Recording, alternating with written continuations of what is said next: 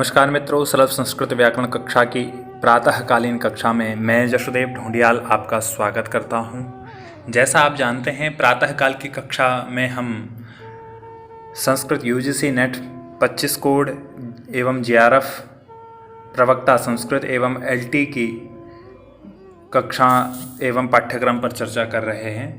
इसी क्रम में हमने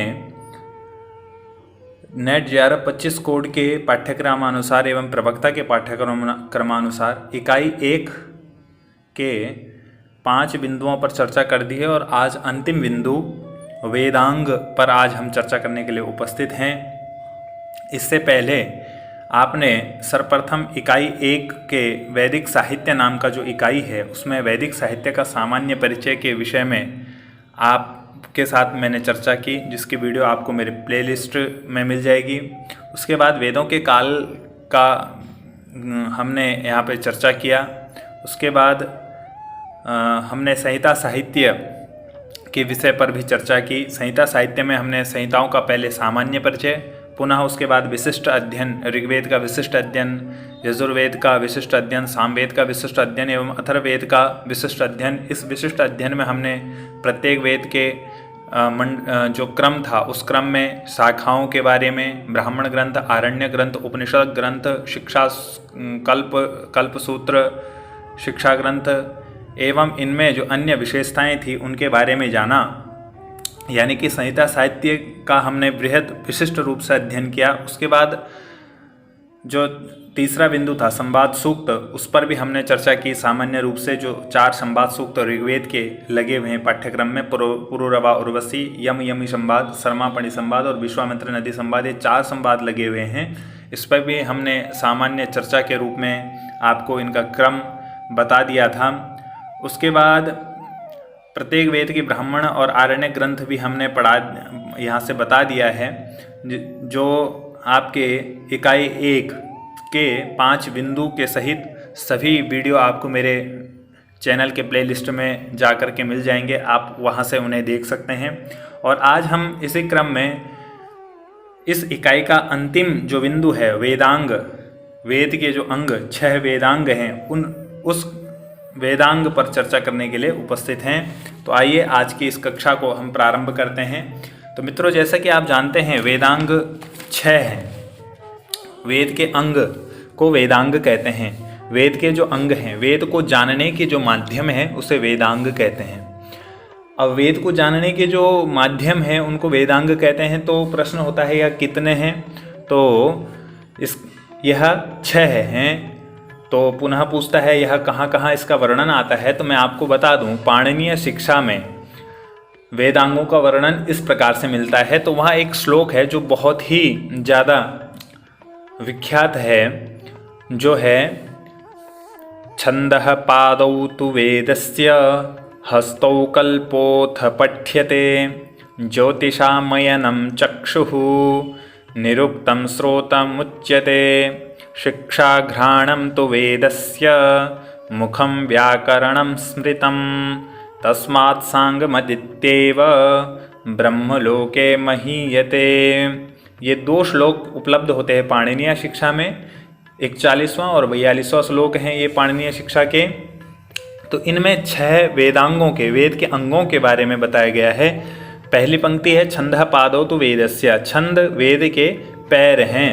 और हस्तौ कल्पोत पठ्यते, जो कल्प है वह हाथ हैं। और उसके बाद है ज्योतिषाम मयनम चक्षुः, ज्योतिष जो है अयन, अयन माने ज्योतिषाम मयनम चक्षुः, ज्योतिष जो है चक्षु हैं। और निरुक्तम श्रोतमुच्यते, निरुक्त जो है वह श्रोत यानी कान है। शिक्षा घ्राणम तो वेदस्य, जो शिक्षा ग्रंथ हैं वे घ्राण हैं अर्थात नाक हैं। मुखम व्याकरणम स्मृतम, और जो व्याकरण है वह वेद का मुख है। इस प्रकार से यह 6 वेदांग के बारे में जिनका मैंने आपको बताया। यहाँ से भी कभी कभी प्रश्न आता है, बहुत बार आया है कि वेद का पैर कौन माना गया है, या वेद के हाथ किसे माना गया है, वेद के श्रोत्र यानी कान किसे माने गए हैं, वेद का घ्राण कौन सा है, वेद का मुख कौन सा है, इस प्रकार के यहाँ से प्रश्न बहुत बार आए हैं। तो यह पाणिनीय शिक्षा में वेदांगों का परिचय है। उसके बाद एक जगह अन्य जगह भी वेदांग का वर्णन मिलता है, वो है अथर्ववेद का जो उपनिषद है मुंडकोपनिषद, उसमें भी वेदांगों का परिचय। पहले वहाँ 4 वेदों का परिचय है, उसके बाद पराविद्या और अपराविद्या का प्रकरण आता है, और परा अपरा विद्या के प्रकरण के बाद 6 वेदांगों का वर्णन वहाँ भी किया गया है। यानी कि अथर्ववेद के मुंडकोपनिषद में, अथर्ववेद के जो मुंडकोपनिषद है उस मुंडकोपनिषद में भी 6 वेदांगों का वर्णन आता है। तो यह तो हुआ 6 वेदांग का नाम एवं वह वेद के कौन कौन से अंग माने गए हैं।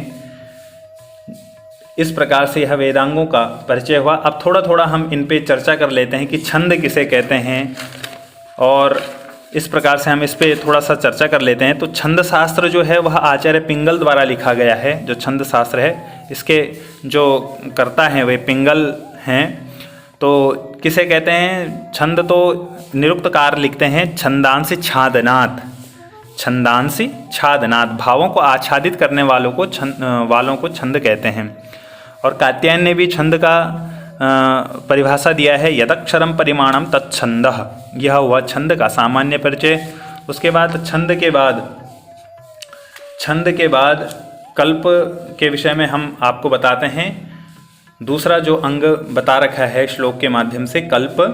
तो कल्प के लिए सायण जो भाष्यकार हैं, वेद के भाष्यकार, यह बहुत ही बड़े भाष्यकार हैं, प्राचीन भाष्यकार हैं। तो उन्होंने कल्प के बारे में लिखा है, कल्प्यते समर्थ्यते याग प्रयोगो अत्र इति कल्प।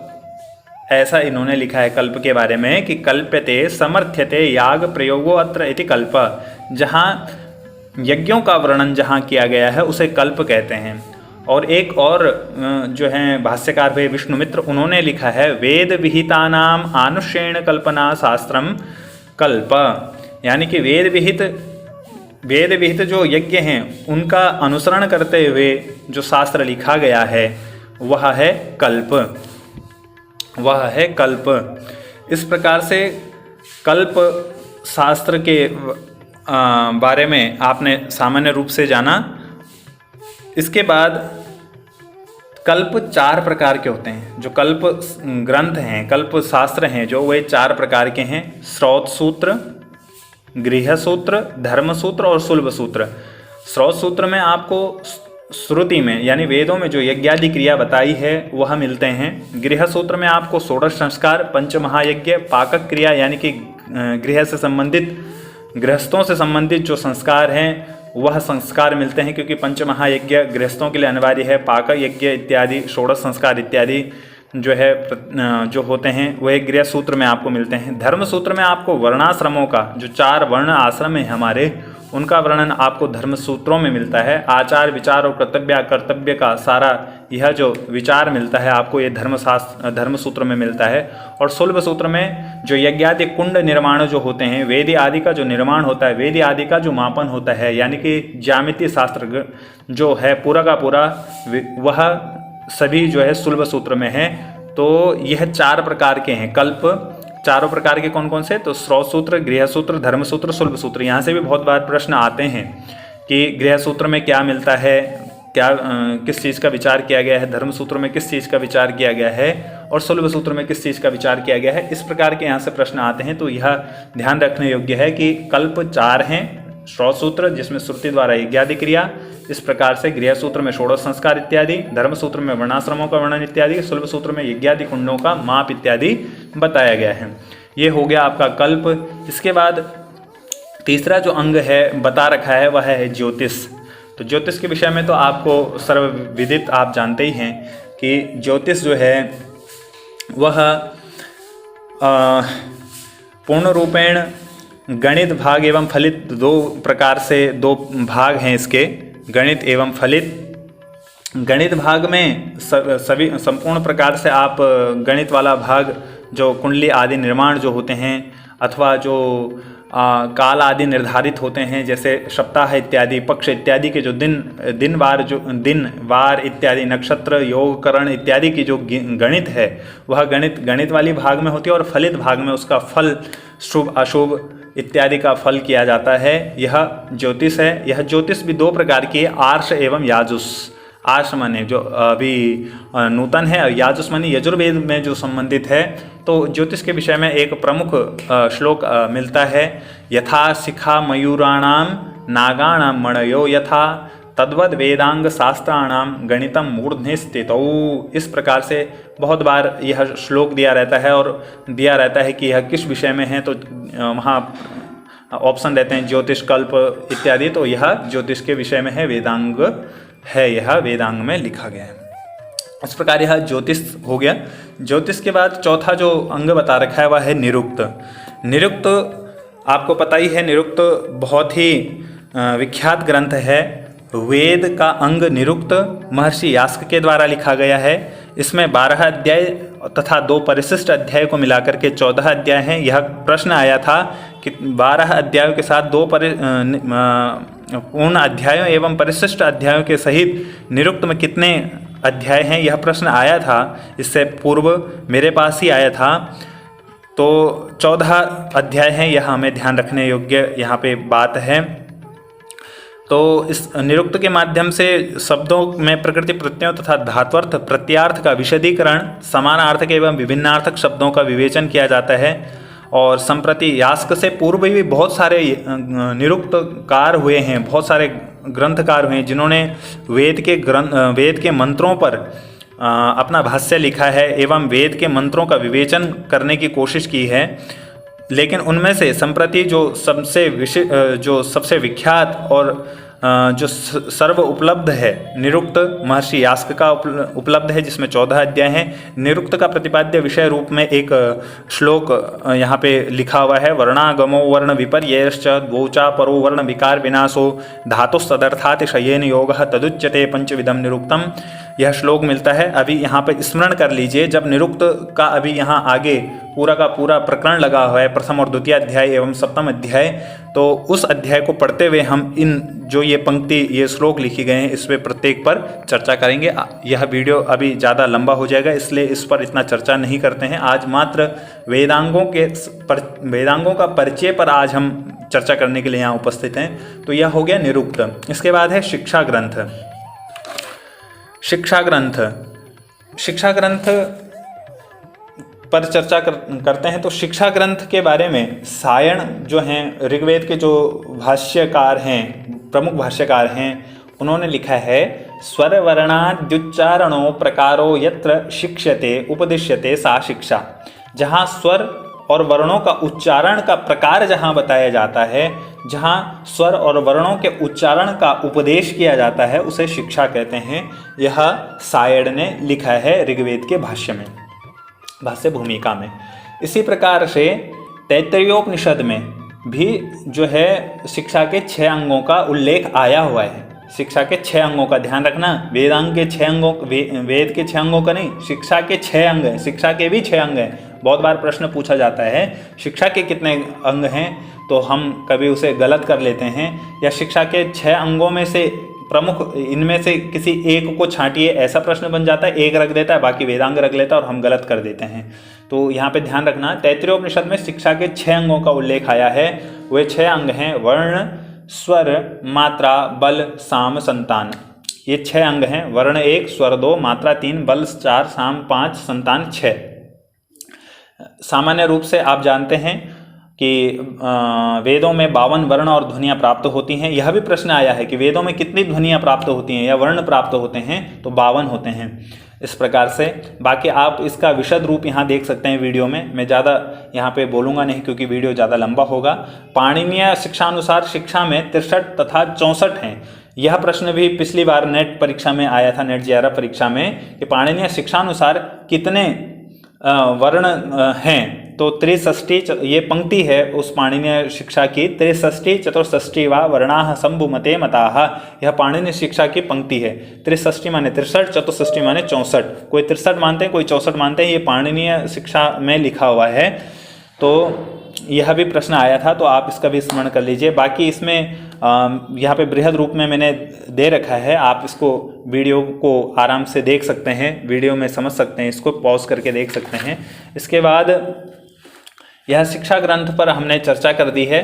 इसी प्रकार साम स्वर पर भी चर्चा आप देख सकते हैं, आप वीडियो को आराम से स्क्रीनशॉट करके इसको देख सकते हैं। मात्रा पर भी मैंने यहाँ पे कुछ लिखा है, वो भी आप देख सकते हैं। 3 प्रकार की मात्राएं हैं। स्वर के बारे में आप जानते ही हैं, 3 प्रकार के स्वर होते हैं, उदात्त, अनुदात्त, स्वरित। उदात्त का चिन्ह, अनुदात्त का चिन्ह, उदात्त का चिन्ह नहीं होता, अनुदात्त का चिन्ह जो है वर्ण के नीचे लगता है, और जो स्वरित होता है उसका चिन्ह वर्ण के ऊपर लगता है। यह प्रश्न आया था नेट में कि उपरिष्टात् कह, तो उपरिष्टात् स्वरितः, उपरिष्टात् जो ऊपर जिस वर्ण का जो चिन्ह लगता है वह स्वरित का चिन्ह लगता है, यह आया था प्रश्न में।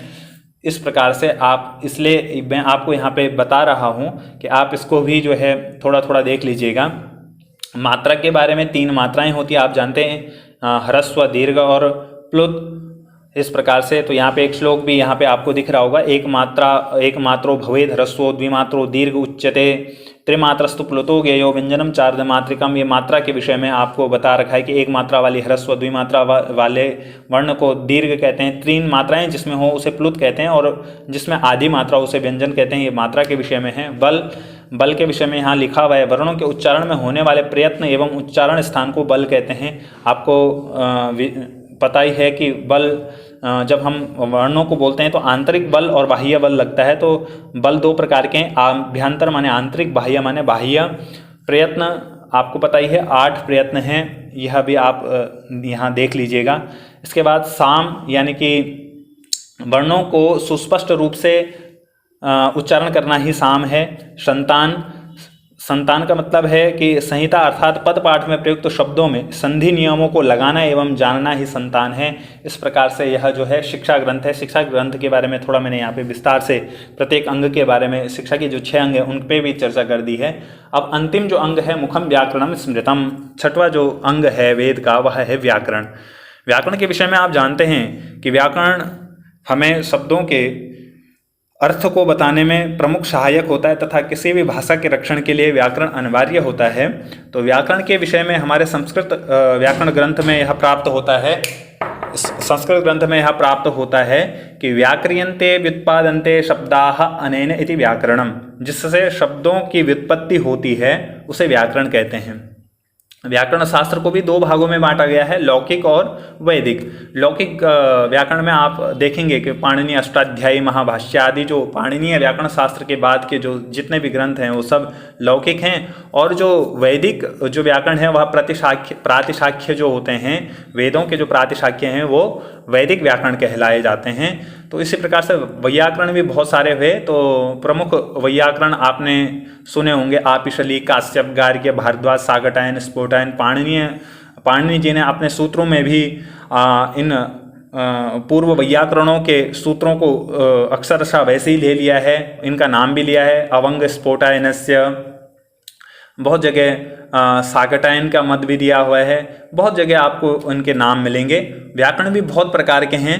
तो आज अत्यधिक चर्चा न करते हुए यह हमने षडंग वेदांगों पर चर्चा की। जब व्याकरण वाला जब भाग आएगा, जब अभी व्याकरण का आपके पास पूरी यूनिट है, उस व्याकरण वाले भाग में हम व्याकरण के पूरे जितने वैयाकरण हुए हैं उतने वैयाकरण, शैव व्याकरण, इंद्र व्याकरण, व्याड़ी व्याकरण, स्फोटायन, पाणिनि, कात्यायन, महाभाष्यकार, भर्तृहरि, जयादित्य, वामन, कैयट, भट्टोजी दीक्षित, नागेश, वरदराज, मंडन मिश्र, कौंड भट्ट, भट्टी, जितने भी वैयाकरण हुए हैं इनके शास्त्रों के विषय में, इनके काल के विषय में तथा इनकी विशेषताओं के विषय में हम जब व्याकरण वाला जब इकाई आएगा, अभी काफ़ी आगे है वह इकाई, मेरे ख्याल से 6वीं 7वीं इकाई है, उस इकाई में हम प्रमुख वैयाकरणों के विषय में और व्याकरण के जितने भी मुख्य जितने भी वैयाकरण हुए हैं उनके विषय में, उनके नाम के विषय में, उनके काल के विषय में, उनके व्याकरण के विषय की विशेषता को हम वहाँ पढ़ेंगे। तो आज हमने चर्चा की वेद के 6 अंगों पर, जो कि इकाई 1 का अंतिम बिंदु है। आज हमारी इकाई प्रथम इकाई समाप्त हो रही है। तो इकाई 1 के जो अंतिम बिंदु है वेदांग, वेद के 6 अंग, उन पर हमने आज चर्चा की। 6 वेदांग आपको आज हमने बताए जो 6 वेदांग हैं। प्रथम है छंद, दूसरा है कल्प, तीसरा है ज्योतिष, चौथा है निरुक्त, पांचवा है शिक्षा, छठवा है व्याकरण। इन 6 पर आज हमने सामान्य रूप से चर्चा की। अगर आपको यह कक्षा अच्छी लगती है, अगर उपयोगी लगती है, तो आप लाइक करें, कमेंट करें, शेयर करें अपने अन्य मित्रों तक जो संस्कृत से संबंधित प्रतियोगी परीक्षाओं की तैयारी में लगे हैं, प्रतियोगी परीक्षाओं की सज्जता में इस समय संलग्न हैं, उन तक भी इस लिंक को पहुंचाएं ताकि उनका भी लाभ हो सके। तो आज की कक्षा में इतना ही।